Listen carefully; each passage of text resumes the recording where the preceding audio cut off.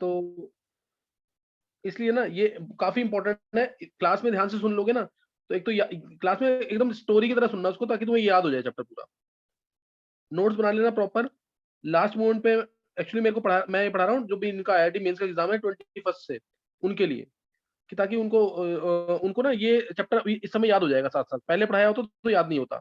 और जो 10th वाले बच्चे अटेंड कर रहे हैं अभी, 10th वाले जो भी बच्चे अटेंड कर रहे हैं, वो भी अगर कर लेंगे तो एक बेनिफिट मिलेगा इससे। और इसका पीछे वाले चैप्टर्स में से बहुत खास लेना देना नहीं है। कुछ रिएक्शंस आएंगी, मे बी वो शायद उनको समझ ना आए, लेकिन अगर कर सकते हो चैप्टर को तो कर लो, अगर टाइम है तो, ताकि एक क्लास में रहे कि हाँ नोट्स तुमने बना रखे हैं, तो बड़ा टाइम सेव हो जाएगा यहाँ पे।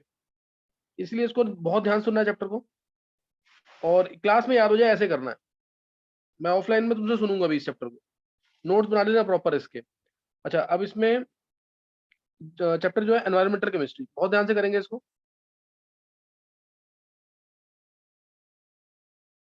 क्वेश्चन अगर कोई पूछता कि इस टॉपिक से क्वेश्चन कहाँ से आना है, तो दिमाग में इमीडिएटली आता था आज से 2 साल पहले कि international standards of drinking water कर लो, 99% है क्वेश्चन वहां से आएगा।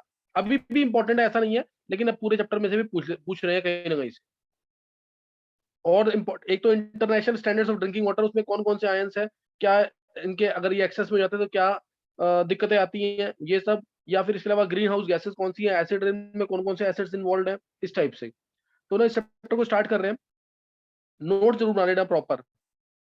और एक बार एनसीईआरटी की रीडिंग जरूर लेनी है, एनसीईआरटी की रीडिंग जरूर लेनी है, वो भी बहुत इंपॉर्टेंट है। तो एनवायरमेंटल केमिस्ट्री, डेफिनेशन तो इसकी यहीं से बन गई, branch of chemistry dealing with chemical reactions taking place in the environment. Branch of chemistry dealing with chemical reactions taking place in the environment. Mainly gases present है, जैसे एटमॉस्फेयर की बात करें तो गैसेस हमारे पास N2 प्रेजेंट है, O2 N2 78% है, तो O2 हमारे 21% है।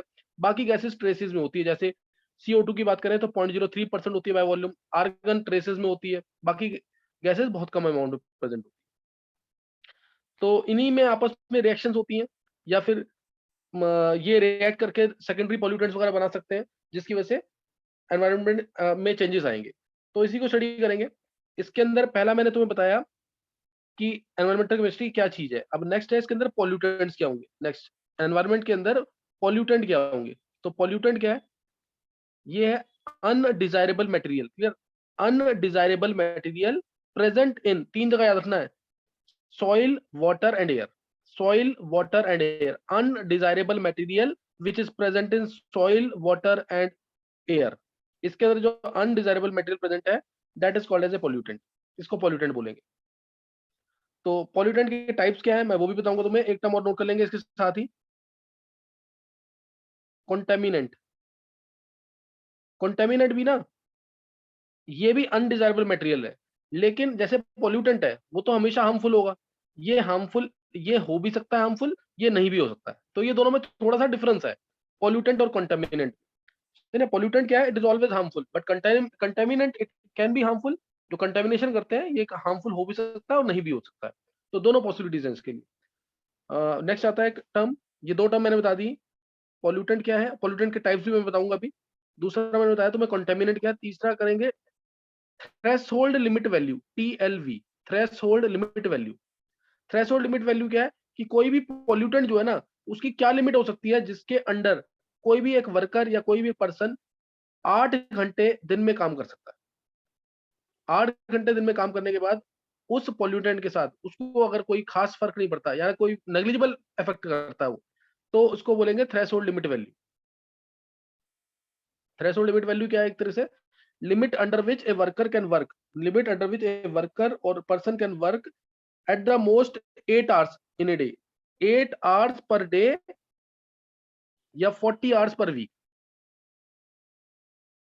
40 hours, ये तो बिल्कुल स्टोरी की तरह सुनना चैप्टर को। तो देखो टर्म्स तो याद करनी पड़ेगी, कुछ वैल्यूज है वो तो याद करनी पड़ेगी, लेकिन बाकी डेली लाइफ से रिलेटेड है। 40 hours पर वीक। तो ये थ्रेशोल्ड लिमिट वैल्यू है। क्या बताया मैंने, ऐसी लिमिट जिसके अंदर कोई भी पर्सन जो है वो 8 घंटे काम कर सकता है एक दिन के अंदर, या 40 घंटे एक वीक में, और उसको कोई खास फर्क ना पड़े, नेग्लिजिबल फर्क पड़े, तो उसे बोलेंगे थ्रेशोल्ड लिमिट वैल्यू। तो ये थ्रेशोल्ड लिमिट वैल्यू है जैसे अगर मैं बात करूं कार्बन मोनोऑक्साइड की, तो कार्बन मोनोऑक्साइड के लिए वैल्यू होती है 400 ppm। 400 ppm तक अगर इसका लेवल गया है कार्बन मोनोऑक्साइड, जो कि पॉइजनस गैस है, तो कोई खास फर्क नहीं पड़ेगा। ऐसे ही CO2 का होता है, क्योंकि ये नॉन पॉइजनस है CO2, तो 5000 ppm तक। ये TLV वैल्यूज है, TLV वैल्यूज है ये, किसकी?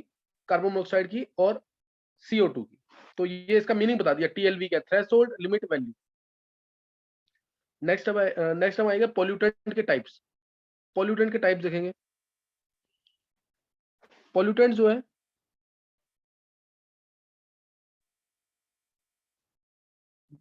पहले ऐसे क्लासिफाई कर सकते हैं, पॉल्यूटेंट है क्या? Undesirable material present in soil, water and air. इसको हम ऐसे कर सकते हैं, ये सबने पढ़ रखा होगा, 9th में पढ़ा होगा ये। बायोडिग्रेडेबल क्या होता है और नॉन बायोडिग्रेडेबल क्या होता है? Biodegradable, non biodegradable. बायोडिग्रेडेबल क्या है? बायोडिग्रेडेबल क्या है? जो कुछ टाइम के बाद अपने आप ही खत्म हो जाए, which gets decompose by microorganism और बाय इटसेल्फ। मतलब बैक्टीरिया फंजाई जो है इसको अपने आप ही खत्म कर दे। अच्छा समय, एक मिनट। तो उसे क्या बोलेंगे? बायोडिग्रेडेबल। क्लियर? उसे क्या बोलेंगे? Biodegradable. Which gets decompose by itself और बाय माइक्रो ऑर्गेनिज्म, या काउडंग वगैरह, जिसको अगर इसको अपने आप ही खत्म कर देंगे तो उसे बोलेंगे बायोडिग्रेडेबल। और ये होता क्या है? जैसे एप्पल का पील होगा, या बनाना का, इस तरह केले का छिलका हो गया, या फिर क्या कहते हैं, बाकी फ्रूट्स के जो छिलके होते हैं उनको मान सकते हैं, जो कुछ टाइम के बाद अपने आप ही खत्म हो जाते हैं, वो बायोडिग्रेडेबल। क्लियर? वो क्या है? बायोडिग्रेडेबल। नॉन बायोडिग्रेडेबल का एग्जांपल सबको पता है, इसमें भी पॉलीथीन बैन की थी अभी, क्योंकि ये नॉन बायोडिग्रेडेबल है। ये सालों तक पड़े रहते हैं ऐसे ही, और वाटर में, सॉइल में, एयर में पॉल्यूशन क्रिएट करेंगे। पॉलीथीन हो गया, या फिर हैवी मेटल्स हो गए। क्लियर? या फिर क्या हो जाएंगे? Heavy metals. हैवी मेटल जैसे मरकरी।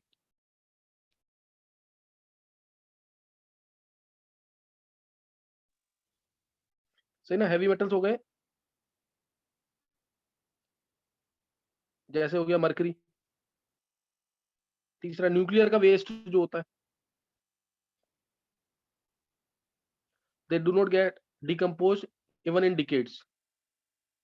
न्यूक्लियर वेस्ट, या कुछ केमिकल्स होते हैं, सही ना, जो खत्म नहीं होते हैं, लंबे समय तक पड़े रहते हैं ऐसे। मैंने क्या बताया इसमें? प्लास्टिक्स हो गया, हैवी मेटल्स जैसे मरकरी एग्जांपल ले लिया, कुछ केमिकल्स हो गए, न्यूक्लियर वेस्ट हो गया, या फिर एक बहुत इंपॉर्टेंट एग्जांपल है DDT, डाइक्लोरो डाइफिनाइल ट्राइक्लोरोइथेन। है ना, डाइक्लोरो डाइफिनाइल ट्राइक्लोरोइथेन, इसकी प्रिपरेशन वगैरह सब करा रखा है अल्काइल हाइड्राइड चैप्टर के अंदर। तो ये नॉन बायोडिग्रेडेबल है, जो अपने आप खत्म नहीं होते हैं, है ना, जो अपने आप खत्म नहीं होंगे। इसके अलावा एक क्लासिफिकेशन और है इसका, वो ज्यादा इंपॉर्टेंट है।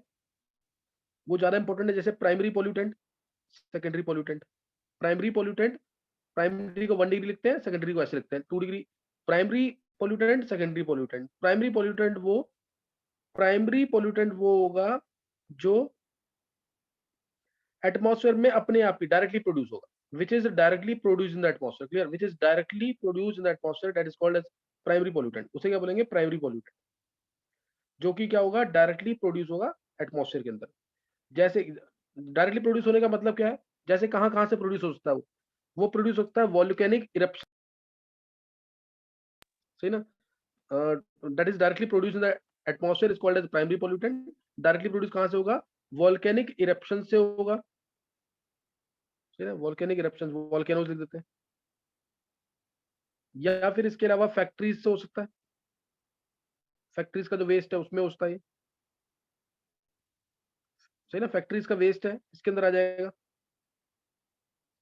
या फिर सॉइल के अंदर प्रेजेंट हो सकता है, ये सब गैसेस को मतलब कि अ, बाहर जाने देंगे तो उसमें, उस वेस्ट में प्राइमरी पॉल्यूटेंट हो सकता है।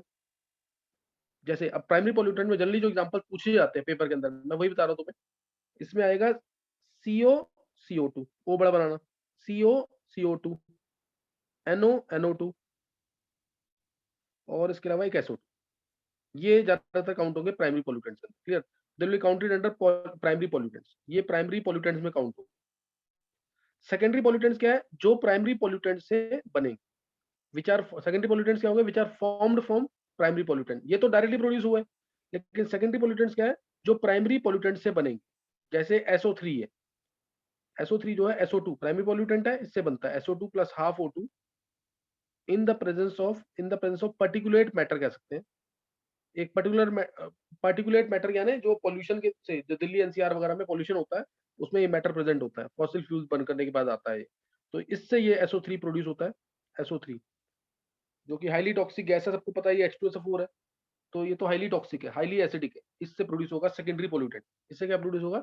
Secondary pollutant. इसके अलावा सेकेंडरी पोल्यूटेंट में ओजोन आ गया, इसके अलावा आ गया एसीटोन आ गया, एसीटोन को मैं कीटोन लिख देता हूँ, कीटोन आ गए, कीटोन आ गया, एल्डिहाइड आ गए, पैन आ गया, PAN peroxyacetyl nitrate, peroxyacetyl nitrate, HNO2 आ गया, HNO3 आ गया। ये सब क्या है? Secondary pollutant which are formed from primary pollutants. तो अब मैंने टाइप्स ऑफ पोल्यूटेंट्स भी यहाँ बता दिया, ठीक है ना? टाइप्स ऑफ पोल्यूटेंट्स क्या है, नेक्स्ट नोट करेंगे आगे।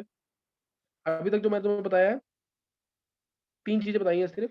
एक तो बताया तुम्हें पॉल्यूटेंट, कंटामिनेंट, इन दोनों में क्या डिफरेंस है। फिर मैंने बताया तुम्हें टाइप्स ऑफ पॉल्यूटेंट, उसमें बायोडिग्रेडेबल, नॉन बायोडिग्रेडेबल, और दूसरा क्या बताया मैंने इसके अंदर, ये प्राइमरी पोल्यूटेंट क्या होते हैं और सेकेंडरी पोल्यूटेंट क्या होते हैं। प्राइमरी पोल्यूटेंट क्या है, सेकेंडरी पोल्यूटेंट क्या है। नेक्स्ट, एनवायरमेंट जो है, इसके अंदर हमारे पास जो स्फीयर्स होते हैं, कौन कौन से स्फीयर्स है ये भी सबने पढ़ा होगा। जैसे एटमॉस्फेयर पहला, सेकंड, एटमॉस्फेयर के बाद हाइड्रोस्फेयर दूसरा, तीसरा lithosphere. Lithosphere, atmosphere, hydrosphere, lithosphere, ये 3 स्फीयर्स होते हैं मेनली। और इन तीनों को मिला दे, अगर तीनों को मिला दे तो बन जाता है बायोस्फीयर, जहां पे हम लोग रहते हैं। कई बुक्स में ये अलग भी दे रखा है, लेकिन तीनों को मिलाएंगे तो बायोस्फीयर बनता है, जहां पे हम लोग रहते हैं। तो ये तीन एक्चुअली है कुछ नहीं, सबको पता है, solid, liquid, gas, 3 states of matter है, ये वही चीज है। Atmosphere means covering of gases, clear. Atmosphere is nothing but covering of gases. Atmosphere यानी गैसेस, CO2, N2, O2, सब ये सब आ जाएगा, कवरिंग ऑफ गैसेस, सही है। Covering of gases is atmosphere. और उसके बाद हाइड्रोस्फेयर सबको पता है, ये भी क्या है, वाटर। अर्थ सरफेस जो 70%, 70 to 75% earth surface is covered with water. Water से कवर्ड है, चाहे वो लेक्स है, रिवर्स है, ओशंस है, उन सब में। तो ये वाटर से रिलेटेड। लिथोस्फेयर, लिथोस्फेयर जो है ये लैंड वगैरह से रिलेटेड है। जैसे जैसे आ गया रॉक्स आ गया, माउंटेन्स आ गए, माउंटेन्स आ गए, रॉक्स आ गया। या फिर अगर मैं इनर क्रस्ट की बात, इनर लेयर की बात करूं, इनर लेयर को बोलते हैं क्रस्ट, जिसमें सॉइल आ जाती है, जिसमें सॉइल आ जाता है। This comprises of lithosphere. इसमें लिथोस्फेयर, इनको मिलाकर क्या बनता है, लिथोस्फेयर। ये इनर लेयर है, इनर लेयर मतलब क्रस्ट, क्रस्ट के अंदर सॉइल प्रेजेंट है। यानी तुम अगर तुम ध्यान दोगे ना, तो ये गैस, ये लिक्विड और ये सॉलिड, सॉलिड लिक्विड गैस, ये तीनों स्फीयर्स हैं। और तीनों को मिला देंगे तो बन जाएगा बायोस्फीयर। तीनों को मिला देंगे तो क्या बन जाएगा, बायोस्फीयर। ये चीज है। और हमें जो स्टडी करना है ना, वो एटमॉस्फेयर स्टडी करना, और उसमें भी इसकी 2 बेसिक लेयर्स, ट्रोपोस्फेयर और स्ट्रेटोस्फेयर। ट्रोपोस्फेयर और स्ट्रेटोस्फेयर ये स्टडी करना है। तो यहाँ तक किसी को कोई डाउट नहीं होना चाहिए, बिल्कुल सिंपल लैंग्वेज में बता दिया यहाँ पे। एटमॉस्फेयर क्या है, it is nothing but covering of gases, मतलब गैसेस होंगी, वाटर वेपर्स होगा, कुछ एरोसोल्स होंगे, तो ये क्या बन जाएगा, ये क्या बन जाएगा, एटमॉस्फेयर। सही ना।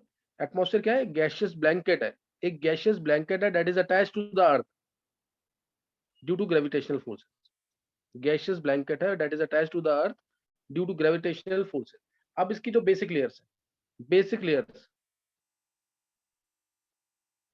Layers of atmosphere, basic layers of atmosphere. तो बेसिक लेयर्स में क्या आएगा, मान लिया मैंने सी लेवल है, ये सी लेवल है। तो इसमें 0 से 10 किलोमीटर तक, 10 किलोमीटर तक आता है, 0 से 10 किलोमीटर तक ट्रोपोस्फेयर। 0 से 10 किलोमीटर तक क्या आएगा, 0 से 10 किलोमीटर तक ट्रोपोस्फेयर। सही ना, ये ट्रोपोस्फेयर है। और ये है क्या सर, इधर क्या होंगे, इधर होगा गैशियस जोन, डस्टी जोन कह लो या गैशियस जोन कह लो, सही ना। O2, N2, CO2 ये सब प्रेजेंट होगा यहाँ पे। N2, O2, CO2 और आर्गन ट्रेसेस में होगा, परसेंटेज सबकी पता है सबको। और इसके अंदर अच्छा क्लाउड्स भी इसी के अंदर आते हैं, क्लाउड्स भी इसी के अंदर आते हैं, ध्यान रखना, ट्रोपोस्फेयर के अंदर। ट्रोपोस्फेयर में ही क्लाउड्स आते हैं। और जैसे जैसे हम ऊपर जाएंगे, 1 किलोमीटर, 2 किलोमीटर, 3 किलोमीटर, वैसे वैसे टेम्परेचर क्या करता जाएगा, टेम्परेचर डिक्रीज करता रहता है। जाएगा, ठीक है। टेम्परेचर क्या होता जाएगा, जैसे हम ऊपर जाएंगे तो टेम्परेचर डिक्रीज करता जाएगा। 0 से 10 किलोमीटर तक है। एनसीईआरटी में 0 से 10 दे रखा है, कई बुक्स में 0 से 11 भी लिखा है, 0 से 20 भी लिखा हुआ है। अच्छी बुक्स है कुछ, उसमें 0 से 20 भी लिखा हुआ है। 0 से 10 ही लिख के आना है पेपर के अंदर जो दे रखा है। तो 0 से 10 किलोमीटर तक क्या है, ट्रोपोस्फियर। और इसमें क्या क्या आता है मैंने बता दिया। गैसियस जोन है ये, गैसियस जोन है ये। इसके अंदर बहुत कम अमाउंट में वाटर वेपर्स आते हैं। इसमें बहुत कम अमाउंट में क्या आते हैं, वाटर वेपर्स। गैसियस जोन है। क्लाउड्स भी इसी जोन में इसी स्फीयर में एग्जिस्ट करते हैं, ठीक है। क्लाउड्स भी इसी स्फीयर में एग्जिस्ट करते हैं।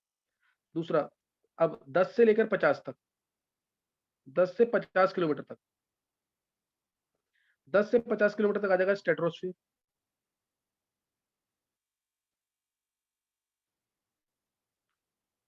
10 से 50 तक आ जाएगा स्ट्रेटोस्फीयर। तो इसके स्ट्रेटोस्फीयर के अंदर सबको पता है क्या प्रेजेंट है, ozone gas. Mainly ozone gas present है as a pollutant over there. Ozone gas is present as a pollutant over there, that is in stratosphere. इसीलिए इस स्फीयर को हम ओजोनोस्फीयर भी कहते हैं, इसको हम ओजोनोस्फीयर भी कहते हैं। और इसके साथ वाटर वेपर्स भी प्रेजेंट है। वाटर वेपर्स भी इधर प्रेजेंट। स्ट्रेटोस्फीयर में ओजोन तो है ही, लेकिन साथ में क्या है, वाटर वेपर्स भी प्रेजेंट होते हैं, सही है। ये 10 से 50 किलोमीटर की रेंज में स्ट्रेटोस्फीयर। ओजोन यहाँ पे पॉल्यूटेंट का काम करता है, लेकिन अर्थ के लिए तो ये बून है। क्यों? क्योंकि ये जो सन से ultraviolet rays, harmful ultraviolet rays आती हैं, जिससे स्किन के लिए बहुत, स्किन कैंसर भी हो सकता है। तो ये उनसे हमें प्रोटेक्ट करता है। ओजोन जो है उन हार्मफुल अल्ट्रा वायलेट रेज को अब्सॉर्ब कर लेता है। मोर देन 99% रेज को ये अब्सॉर्ब कर लेता है। आजकल डिप्लीट हो रहा है, क्या रीजन है वो आगे पढ़ेंगे। तो जो ओजोन है, ये बता दिया। हार्मफुल अल्ट्रा वायलेट रेज जो है उसका लैम्डा कितना होगा अप्रोक्सीमेटली, उसका लैम्डा की वैल्यू क्या होगी अल्ट्रा वायलेट रेज की? लैम्डा की वैल्यू होती टेन है की इसकी, बार ध्यान माइनस रखना। थ्री 10 की बार -3 to 1 ऐसे। नहीं पॉइंट नहीं, ये सिक्स देख, टू 400 नैनोमीटर। नहीं नहीं नहीं, देख प्रथम, जैसे 380 से लेकर 760 नैनोमीटर तक विजिबल रीजन, यस सर। 380 से लेकर 760 तक क्या है, विजिबल रीजन। उससे पहले क्या होगा, 380 से पहले क्या होगा, अल्ट्रावायलेट वाला रीजन। और 760 के बाद क्या होगा, इंफ्रारेड वाला रीजन। तो इससे 380 से पहले की रेंज होगी ना। तो 250 255 पिकोमीटर के नैनोमीटर के आसपास आता है। 250 से 260 नैनोमीटर के आसपास आता है। तो ऐसा क्वेश्चन भी आया हो पेपर के अंदर। तो ध्यान रखना, 255 नैनोमीटर, 260 नैनोमीटर, ये चल जाएगा इतना। तो ये अल्ट्रावायलेट रेज है जिसका लैम्डा, ये जिसका लैम्डा मतलब वेवलेंथ। 9th 10th वाले बच्चे जो देख रहे हैं ना, उनको ये कुछ टर्म्स जो समझ नहीं आ रही है वो याद कर लो डायरेक्ट। ये आगे क्लियर हो जाएगा। बहुत छोटी टर्म्स है ये, लेकिन अभी तुमने पढ़ी नहीं है इसलिए टफ लगेगा। तो लैम्डा की वैल्यू उधर होती है 255 नैनोमीटर। इसके बाद आ जाएगा स्ट्रेटोस्फीयर के बाद आता है 50 हो गया ना, 50 से 85, 50 से 85 नैनोमीटर तक, 50 से 85 नैनोमीटर तक आ जाता है। ये हो गया हमारा ट्रोपोस्फियर, स्ट्रेटोस्फियर। अब आ गया मीजोस्फियर। मीजोस्फियर जो है, इसके बारे में कोई डिटेल नहीं पढ़नी है, सिंपल याद रख लो, ये कोल्डेस्ट रीजन होता है ना। ये कोल्डेस्ट रीजन है, साउंड यहाँ पे प्रोपेगेट नहीं कर सकती। Sound can't propagate in this region, coldest region है ये। आगे मैं बता रहा हूँ, लेकिन कोई यूजलेस है ये, इसके बारे में नहीं पूछेंगे। फिर 85 से 500 नैनो किलोमीटर तक, किलोमीटर लिखना है ये, 50 से 85 किलोमीटर, 85 से 500 किलोमीटर तक, 85 से 500 किलोमीटर तक आ जाता है थर्मोस्फेयर। थर्मोस्फेयर या आयनोस्फेयर याद कर सकते हो, थर्मोस्फेयर या आयनोस्फेयर, क्योंकि यहाँ पे आयंस ही होते हैं, जैसे O2+, N2+, NO+, इस टाइप से आयंस प्रेजेंट होते हैं, तो आयनोस्फेयर है। फिर 500 से ऊपर ये एग्जॉस्फेयर। 500 किलोमीटर से ऊपर ना, 500 kilometre and above it is exosphere, clear. 500 kilometre and above it is exosphere. तो यहाँ आ जाता है एग्जॉस्फेयर। तो ये 5 लेयर थी, पांचों मैंने बता दिया है। मेन तुम्हें करना है ट्रोपोस्फेयर और स्ट्रेटोस्फेयर, क्लियर। मेन तुम्हें क्या करना है, ट्रोपोस्फेयर और स्ट्रेटोस्फेयर। तो इसको भूलना नहीं है, पांचों लेयर्स मैंने यहाँ पे करवा दी तुम्हें। अब नेक्स्ट जो टॉपिक हम पढ़ेंगे वो क्या है, नेक्स्ट करेंगे हम ट्रोपोस्फेयर के पोल्यूटेंट्स क्या है, ट्रोपोस्फेयर के पोल्यूटेंट्स क्या है, और स्ट्रेटोस्फेयर के क्या पोल्यूटेंट, ट्रोपोस्फेयर के और स्ट्रेटोस्फेयर के पोल्यूटेंट्स क्या है।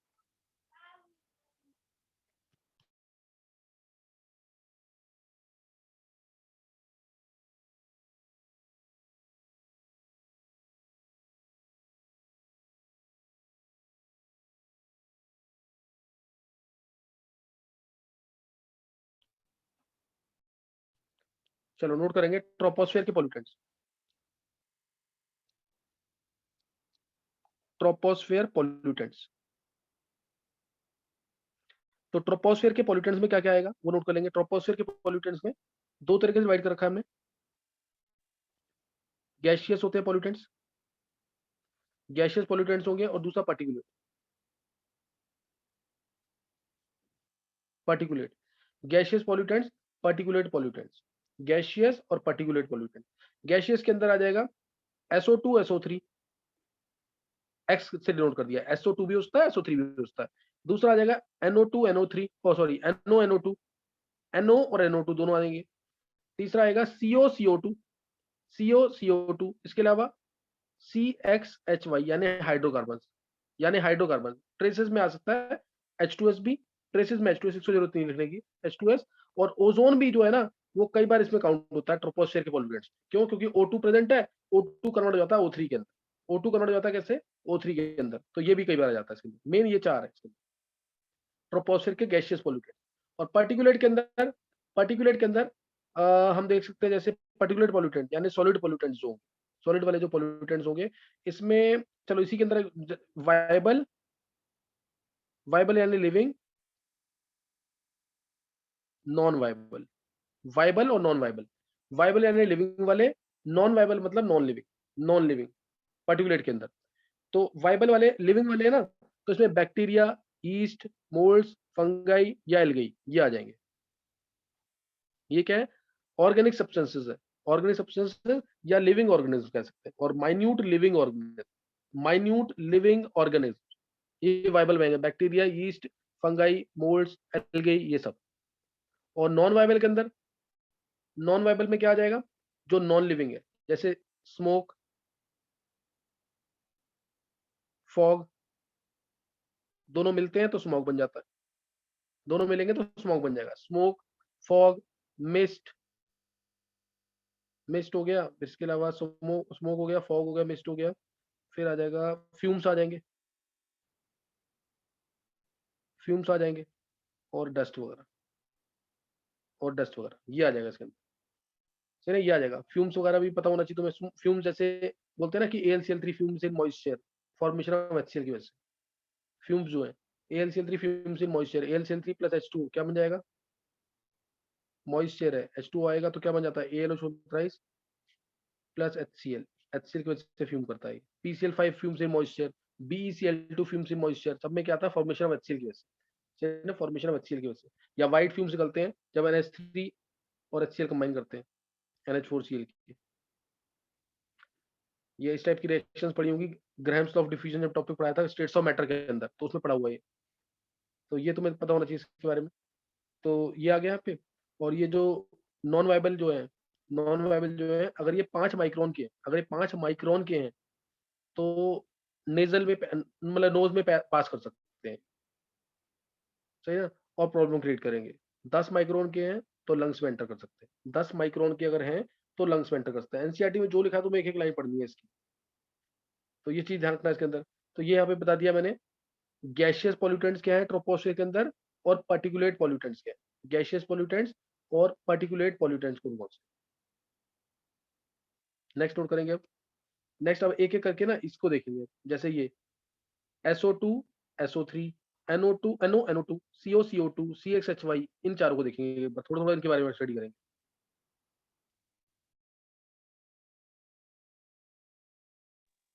जैसे मैं बात कर रहा हूँ SO2 SO3, SO2 और SO3। SO2 ज्यादा अमाउंट में प्रोड्यूस होता है, लेस टॉक्सिक है। SO3 जो है H2SO4 ही एक तरह से, तो ये कम अमाउंट में प्रोड्यूस होता है लेकिन ये बहुत टॉक्सिक है। कम अमाउंट में प्रोड्यूस होता है, बहुत टॉक्सिक है, एसिड रेन का मेन कॉज ये भी है SO3। तो इसके अंदर SOX मैंने बोला, ये कि बनेगा कैसे? बनेगा कैसे? जब फॉसिल फ्यूल्स बंद करेंगे, फॉसिल फ्यूल्स जिनके अंदर सल्फर है, जिनके अंदर सल्फर प्रेजेंट होता है, अगर वो बंद करेंगे, जैसे हम ये मान सकते हैं कोयला हो गया, कोल हो गया, चारकोल हो गया, वुड हो गया, डीजल हो गया, जिनके अंदर भी सल्फर है वो बर्न करेंगे तो क्या बनेगा? SO2, S+O2 बनकर SO2 बन जाएगा मेजर अमाउंट में। S+O2 क्या बन जाएगा? SO2 बन जाएगा मेजर अमाउंट में। और SO2 जो है, SO2 जो है ये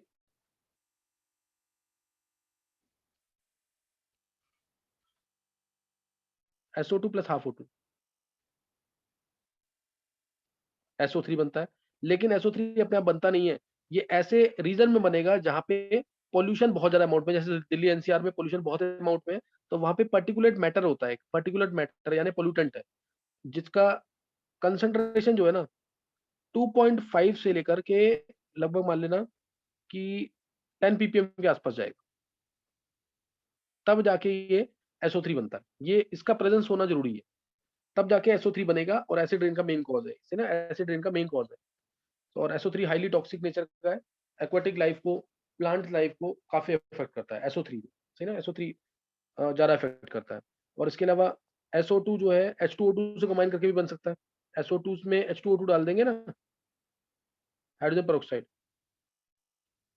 तो भी बन जाता है H2SO4, वही SO3 है, ये भी SO3 है। और SO2 के बारे में पी ब्लॉक के अंदर सबने पढ़ा होगा 12th क्लास के बच्चों ने। SO2 जो है पॉइजनस नेचर का है, प्लांट्स को और एनिमल्स को एडवर्सली इफेक्ट करता है, प्लांट्स को और एनिमल्स को बहुत ज्यादा इफेक्ट करता है। कंसंट्रेशन अगर इसका हाई हो जाता है, अगर इसका कंसंट्रेशन हाई हो गया तो ब्रीथिंग प्रॉब्लम्स क्रिएट करेगा, इरिटेशन करेगा आईज के अंदर, सारे पॉइंट्स याद होने चाहिए। ब्रीथिंग प्रॉब्लम क्रिएट करेगा, इरिटेशन करेगा आईज के अंदर, और स्टिफनेस इन फ्लावर बर्ड्स, जो फूलों की कली वगैरह होती है ना, वो क्या कहते हैं, वो खिलने से पहले ही मुरझा जाती है, हार्ड हो जाएगी और खत्म हो जाएगी कुछ टाइम के बाद। तो ये स्टिफनेस इन फ्लावर बर्ड्स, ये चीज ध्यान रखना है इसके अंदर। इरिटेशन करेगा आईज के अंदर, ब्रीथिंग प्रॉब्लम्स क्रिएट करेगा, जो अस्थमेटिक होते हैं उनको दिक्कत ज्यादा आएगी। और इसके अलावा स्टिफनेस इन फ्लावर बर्ड्स, ये SO2 के साथ दिक्कत आएगी, सही ना, क्लोरोफिल को बनने नहीं देगा प्लांट्स के अंदर। तो ये SO2 और SO3 के बारे में नेक्स्ट टूर करेंगे। सेकंड, NOx, जिसमें क्या आता है NO और NO2। NOx जिसमें क्या आएगा NO और NO2। अब बात कर रहे हैं NO और NO2 की। NO और NO2 एटमॉस्फेयर के अंदर क्या प्रेजेंट है, एटमॉस्फेयर में क्या प्रेजेंट है N2 और O2, सही ना, एटमॉस्फेयर में क्या प्रेजेंट है N2 और O2। NOx की बात कर रहे हैं, एटमॉस्फेयर में प्रेजेंट है N2 और O2। ये दोनों आपस में अगर रिएक्ट करेंगे तो नो रिएक्शन लिखते हैं हम, क्यों, क्योंकि N ट्रिपल बॉन्ड N है, बॉन्ड डिस्ट्रीब्यूशन एनर्जी बहुत ज्यादा है। O डबल बॉन्ड O है, बॉन्ड डिस्ट्रीब्यूशन एनर्जी बहुत ज्यादा है, इसलिए N2 प्लस O2 कभी भी NO नहीं बनाएगा। N2 प्लस O2 कभी भी NO नहीं बनाएगा। लेकिन एक इंस्टेंट ऐसा आता है जब लाइटनिंग होती है ना, जब बिजली वगैरह कड़कती है, तो उस केस में N2 और O2 के बीच में रिएक्शन होती है एक इंस्टेंट के लिए। एक इंस्टेंट के लिए टेम्परेचर जो है ना 3000-4000 केल्विन तक भी पहुंच जाता है, 3000-4000 केल्विन तक भी टेम्परेचर पहुंच जाता है लाइटनिंग के समय पे। तो उस केस में N2 और O2 रिएक्ट करेंगे तो NO, यहाँ पे लाइटनिंग जब लाइटनिंग के समय N2 प्लस O2 कंबाइन करके NO बनाएंगे। ये NO कंबाइन कर जाएगा O2 के साथ और बना देगा NO2, रेडिश ब्राउन कलर की गैस NO2 बना देगा। NO2 जो है पानी से मिलकर के बनाएगा HNO3, बनाता है एक्चुअल में HNO2 और HNO3 दोनों है। HNO2 थोड़ा गर्म होकर के दोबारा HNO3 ही दे देता है, तो इसलिए मैंने डायरेक्टली HNO3 लिखा है इसमें। HNO3 बन जाता है यहाँ पे, अदरवाइज ये HNO2 HNO3 दोनों देता है, तो HNO3 लिख दिया यहाँ पे। और HNO3 जो है सॉइल के अंदर प्रेजेंट होता है कैल्शियम और मैग्नीशियम या फिर सिलिकॉन, इससे कंबाइन करके कैल्शियम नाइट्रेट बना देगा, जो कि फर्टिलाइजर काम करता है, फर्टिलाइजर का काम करता है। तो इसलिए बोलते हैं little bit of lightning is helpful for the farmer, little bit of lightning is helpful for the farmers, क्योंकि सॉइल में क्या जनरेट हो गया, क्या जनरेट होगा फर्टिलाइजर्स, इस वजह से। देखो N2 और O2 लाइटनिंग जब होगी ये कंबाइन करके NO बनाएंगे, NO immediately, NO order term compound है, इमीडिएटली कंबाइन कर जाएगा O2 के साथ NO2 बना देगा। NO2 पानी से कंबाइन करके नाइट्रिक एसिड बनाएगा। नाइट्रिक एसिड जो है सॉइल में कैल्शियम प्रेजेंट है या मैग्नीशियम प्रेजेंट है, उसे रिएक्ट करके कैल्शियम नाइट्रेट बनाएगा, जो कि सॉइल के लिए फर्टिलाइजर का काम करेगा। तो इसलिए little bit of lightning is helpful for the farmers, ये तुम्हें याद रखना है इसमें। अदरवाइज ये तो ज्यादा अमाउंट में बनता है, जैसे जिस एरिया में पोल्यूशन ज्यादा है, रीजन टू रीजन डिपेंड करता है, वहां पे NO2 बनेगा तो तुम्हें ट्रैफिक में ना रेड हेज दिखेगा NO2 गैस की वजह से। NO2 gas reddish brown colour की है, तो रेड हेज दिखेगा ट्रैफिक के अंदर, सही ना। ऑटोमोबाइल्स हैं, ऑटोमोबाइल जो है जो कि डीजल इंजन यूज करते हैं, हाइड्रोकार्बन प्रेजेंट होते हैं इनके अंदर, तो जब स्पार्किंग होगी, जब स्पार्किंग होगी तो टेम्परेचर जो है ना ये राइज कर जाता है, लगभग मान के रखना 1500 केल्विन के आसपास, 14 टू बी एग्जैक्ट, नहीं तो 1500 केल्विन के आसपास टेम्परेचर याद कर लो ये, कि जब स्पार्किंग होती है, सही ना, जब स्पार्किंग होगी, स्पार्किंग के समय जो टेम्परेचर है वो राइज कर जाएगा अराउंड 1500 केल्विन तक। उस केस में भी N2 और O2 दोबारा कंबाइन कर जाएंगे, सही ना। ऑटोमोबाइल्स के अंदर स्पार्क प्लग होता है, जब उसमें स्पार्किंग होती है तो उस इंस्टेंट पे 1500 केल्विन के आसपास टेम्परेचर राइज करता है इंस्टेंट के लिए। तो N2 प्लस O2 कंबाइन करके क्या बनाते हैं, NO बना देंगे, सही है, NO बना देंगे, 1500 केल्विन टेम्परेचर, और ये NO कंबाइन करके हाफ O2 के साथ थोड़ा बहुत पर्टिकुलर मैटर यहाँ पे भी चाहिए होता है, NO2 बना देगा। और NO2 रेडिश ब्राउन गैस होती है, NO2 रेडिश ब्राउन गैस है, इस वजह से ये रेड हेज इन ट्रैफिक दिखेगा, और ज्यादातर ये गर्मियों के समय दिखता है, 4-5 बजे के आसपास, रेड हेज इन ट्रैफिक,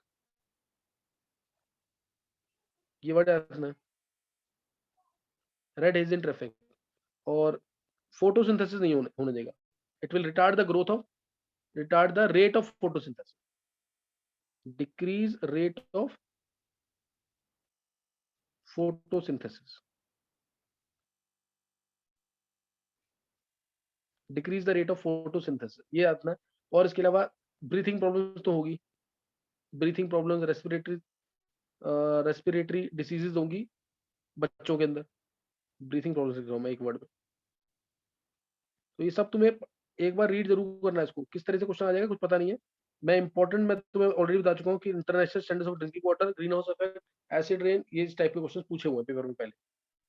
और ये स्फीयर्स मैंने बताइए, स्फीयर्स के ऊपर क्वेश्चन ज्यादा आ रहे हैं, ट्रोपोस्फीयर कहाँ से कहाँ तक जाता है, स्ट्रेटोस्फीयर कहाँ से कहाँ तक जाता है, इस टाइप से ये क्वेश्चन भी आ रहे हैं। तो ये ब्रीथिंग प्रॉब्लम्स हो जाती है, ब्रीथिंग प्रॉब्लम्स हो जाती है इस NO2 की वजह से। नेक्स्ट आ जाएगा इसके अंदर, नेक्स्ट आएगा हाइड्रोकार्बन, CXHY, हाइड्रोकार्बन। थर्ड जो है हाइड्रोकार्बन, ये जल्दी सुन लेंगे, हाइड्रोकार्बन। हाइड्रोकार्बन जो है ये जब क्या कहते हैं, बहुत, वैसे तो ये बहुत कम क्वांटिटी में प्रेजेंट है, बहुत ही कम क्वांटिटी में प्रेजेंट होंगे ये, लेकिन ये कैंसर कॉजिंग होते हैं, इनको बोलते हैं कार्सिनोजेनिक, कार्सिनोजेनिक यानी कैंसर कॉजिंग, कैंसर कॉजिंग। जब इनकम्प्लीट कम्बशन होता है ना फॉसिल फ्यूल्स का, जब इनकम्प्लीट कम्बशन होगा फॉसिल फ्यूल्स का, तो ये प्रोड्यूस होते हैं। जैसे पेट्रोल हो गया, पेट्रोल इंजन है, डीजल इंजन है, या कोल है, वुड है, इनका जब इनकम्प्लीट कम्बशन होता है ना, तो उस केस में ये हाइड्रोकार्बन प्रोड्यूस होते हैं, बहुत कम अमाउंट में प्रोड्यूस होते हैं, लेकिन कार्सिनोजेनिक होते हैं, यानी कैंसर कॉजिंग होते हैं, दे आर कैंसर कॉजिंग। और ये प्लांट्स और एनिमल्स के लिए भी बहुत हार्मफुल है। लीव्स, इनके प्रेजेंस में there is shedding of leaves, ageing in plants, इस टाइप से प्रॉब्लम्स क्रिएट हो जाती है, सही ना, इस टाइप से प्रॉब्लम्स क्रिएट हो जाती है। तो नेक्स्ट अब इसके अंदर है, अभी तक जो मैंने पढ़ाया ना उसके बेसिस पे एक क्वेश्चन पूछ रहा हूँ जो आया हो पेपर के अंदर, जैसे which is the chemical weed in stratosphere, खुद सोच के बोलो क्या आंसर हो सकता है, केमिकल वीड इन स्ट्रेटोस्फेयर, कौन बताएगा आंसर इसका, केमिकल वीड इन स्ट्रेटोस्फेयर।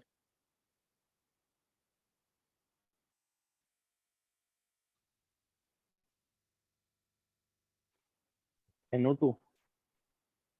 स्ट्रेटोस्फेयर में क्या प्रेजेंट था, O3 था ना, O3, हाँ ये सही है, विधि का सही है, ओजोन, सही ना, प्रथम, आ गया। सही ना। तो O3, O3 जो है केमिकल वीड यानी केमिकल पॉल्यूटेंट है स्ट्रेटोस्फेयर में। नेक्स्ट जल्दी से सुन लेंगे, CO और CO2 के बारे में हमने पढ़ा हुआ है, एक बार सुन लेंगे, नेक्स्ट टाइम करेंगे आगे इस चैप्टर को। COX यानी CO और CO2, CO और CO2, CO सबको पता है, जब इनकम्प्लीट कम्बशन होगा कार्बन का, इनकम्प्लीट कम्बशन होगा कार्बन का, तो CO बनेगा।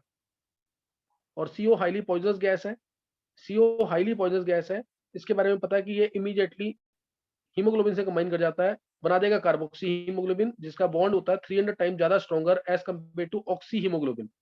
तो ऑक्सीजन जो है डिफरेंट बॉडी पार्ट्स में ट्रेवल नहीं कर पाएगी और साइलेंट डेथ हो जाती है, इसकी वजह से क्या हो जाता है, साइलेंट डेथ हो जाती है। तो ये तुम्हें वर्ड ध्यान रखना है, कार्बोक्सी हीमोग्लोबिन जो है इसका बॉन्ड जो है 300 टाइम ज्यादा स्ट्रॉन्गर है as compare to oxyhaemoglobin, and it may lead to silent death of the person. तो ये ध्यान रखना इसके अंदर। इसकी वजह से जो इसके कम इफेक्ट तो इसके सारे हार्मफुल हैं, जैसे इसकी वजह से नर्वसनेस होती है, वोमिटिंग होती है, कार्डियोवास्कुलर डिसऑर्डर होता है, सही ना, कार्डियोवास्कुलर डिसऑर्डर होता है, और प्री मैच्योर अबॉर्शन इन प्रेग्नेंट लेडीज भी होता है, या डिफॉर्म्ड बेबी हो, सही ना। ये सब इसके क्या है, डीमेरिट्स है, इसके डीमेरिट्स या इसके हार्मफुल इफेक्ट्स हैं, ये इसके हार्मफुल इफेक्ट्स हैं किसके, कार्बन मोनोऑक्साइड, सही ना, कार्बन मोनोऑक्साइड के हार्मफुल इफेक्ट्स हैं, ये जरूर पढ़ना है इसके अंदर। नर्वसनेस, वोमिटिंग, ये सब, ये इसके जो हार्मफुल इफेक्ट्स हैं वो बता दिया मैंने यहाँ पे। नेक्स्ट अब CO बता दिया, अब है CO2, CO2 CO2 जो है ये तो एटमॉस्फेयर प्रेजेंट है, 0.03% बाय वॉल्यूम है, 0.03% बाय वॉल्यूम है। और इसकी वजह से green house, normal green house effect तो हमारे फेवर में है, नॉर्मल ग्रीन हाउस इफेक्ट। जैसे सन की रेज आती हैं, सन की रेज आई, सन की रेज जो हैं वो उनकी जो अल्ट्रावायलेट रेज है उसको तो ओजोन 99% के आसपास तक एब्जॉर्ब कर लेता है, 99% के आसपास तक ओजोन उनको एब्जॉर्ब कर लेता है।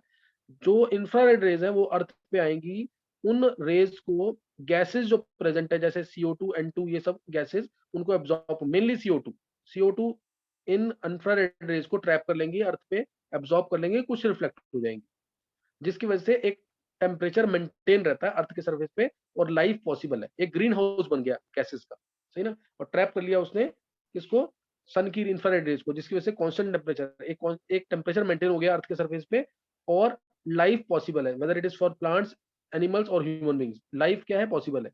लेकिन अगर इन गैसेस का अमाउंट अर्थ पे बढ़ जाएगा, अर्थ पे बढ़ जाएगा CO2 का स्पेशली, तो जैसे ट्रीज वगैरह नहीं होंगे और इनका अमाउंट, पोल्यूशन ज्यादा होगा, तो उस केस में इन गैसेस का अमाउंट बढ़ जाएगा अर्थ सरफेस पे। और वो क्या करेंगी फिर, वो इंफ्रारेड रेज को ज्यादा एब्जॉर्ब करेंगी, ज्यादा एब्जॉर्ब करेंगी, तो उससे क्या होगा, अर्थ का टेम्परेचर बढ़ जाएगा, अर्थ का टेम्परेचर बढ़ जाएगा तो होगी ग्लोबल वार्मिंग। तब क्या हो जाएगी, ग्लोबल वार्मिंग।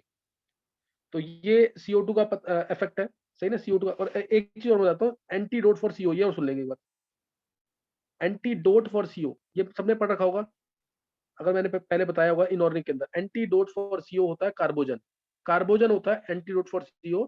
और इसमें क्या है, 95% क्या होता है, ऑक्सीजन होता है जो ब्रीथिंग के लिए चाहिए होता है, और 5% CO2, ये कार्बोजन है, सही ना।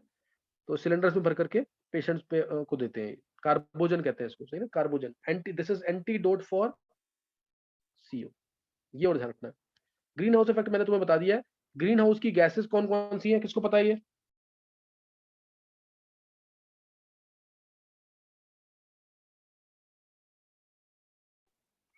मैं एक बार नाम बोल देता हूँ, ग्रीन हाउस की गैसेस कौन कौन सी है। चार तो गैसेस सी से हैं, जैसे CO, CO2, CH4 और CFCs, chlorofluorocarbon. CO, CO2, CH4, CFCs, chlorofluorocarbon, ये है। इसके अलावा नाइट्रोजन में, मेनली नाइट्रोजन के ऑक्साइड में N2O आ जाएगा, O3 आ जाएगा, O2 नहीं है, ध्यान रखना इस चीज पे, O2 नहीं है, वाटर वेपर्स और SO2, यहां तक पढ़ेंगे अभी।